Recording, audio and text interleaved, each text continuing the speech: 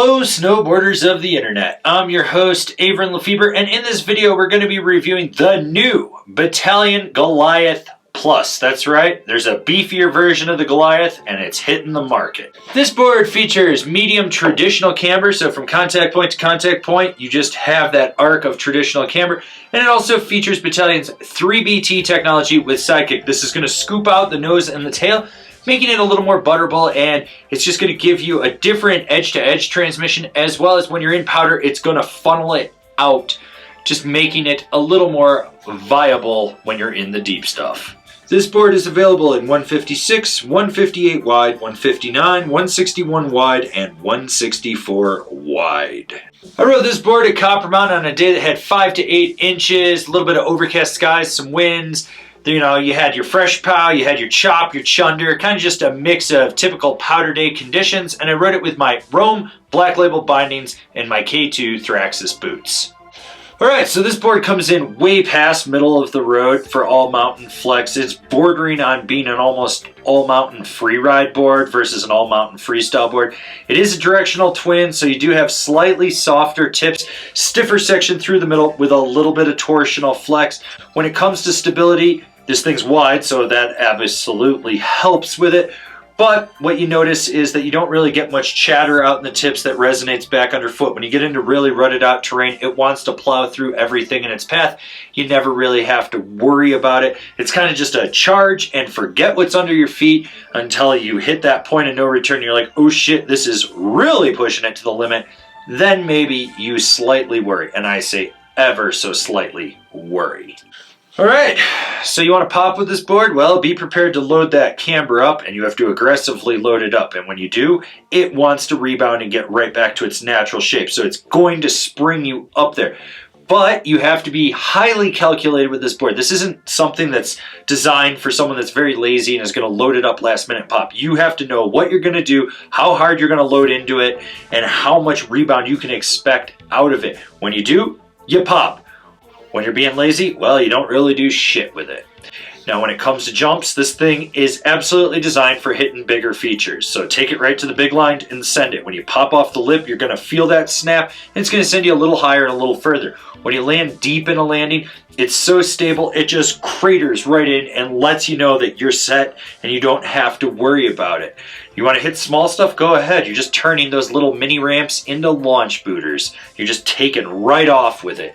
So don't worry about it. You ready to work to butter this thing? No? Then you might want to look at a different board. But if you understand how to muscle a board, then yeah, you can probably butter with it. The best butter I got with this thing was in some deep snow on a slightly steeper incline, and I still had to work for it.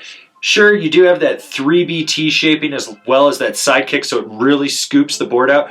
But when you're pressing into it, you're putting all your weight. You're flexing it as hard as you can just to get that board to bend. And when you do, it will fight you the whole time and want to set it down.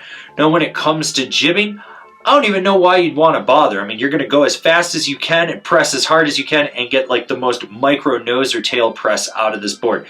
You're going to notice right away, this board is not designed for jibbing at all. When you get sideways, sure, that camber profile will slightly cradle the feature, but what you got to worry about with it is you're basically doing a borderline teeter-totter on there. So if you're a little off center, that board's going to let you know and want to correct it. And if you try to gap and disaster in, oh yeah, it's going to let you know it doesn't want to flex. You'll probably hook your edge, you're going to die, and then you'll be dead, and then, you know, ski patrol will find you and they'll take you down, and then your mom will have to identify the corpse, and you'll probably have pooped yourself, and you know, that's what this board will do. It'll make you poop yourself if you try to gap on in a hardcore board slide. It's just not what it's designed for. When it comes to carving with this board, this is where it truthfully excels. That 3BT really just helps you roll from edge to edge. You get a faster and more smooth, fluid edge-to-edge transmission. You're going to notice that right away. Now, when you're driving it through a carve, when you center flex the board and you're really pushing your knee in, loading up that back section of the camber and the tail, you get a ton of power. This board wants to lay trenches. You can just carve immensely hard with this board and not worry about it. You want to go from one side of the trail to the other and leave a pencil thin line? Do it. When it comes to quick setup turns, it still works. Basically, this board can carve, and if you know how to throw your weight into the board, you're never really going to have to worry about it. Who's this board for? The hard-charging all-mountain rider. This board is a beast, and I mean an absolute fucking beast. You spend so much time loading that camber to drive it, to steer it, to get it to pop, to engage.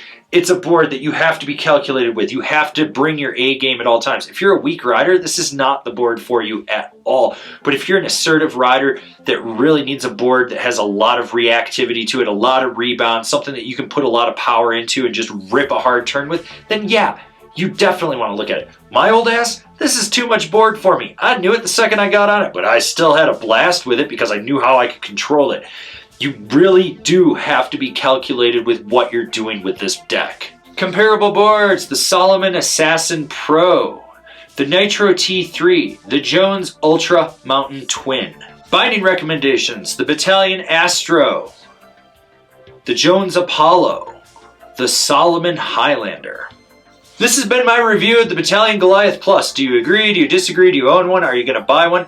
Leave me a comment down below. Let's have a conversation about this snowboard. If you're new here, remember to subscribe, click the bell, get those notifications. That way you're not missing any of the videos we got coming out for all you snowboarders of the internet. And if you really like what we're doing over here and you want to support us further, swing on over to Angry Snowboarder VIP and become a member. Sure, I could tell you more here, but I got a video over there that explains it so much better. As always, I've been your host, Avran LeFeber, and I'll see you in another video.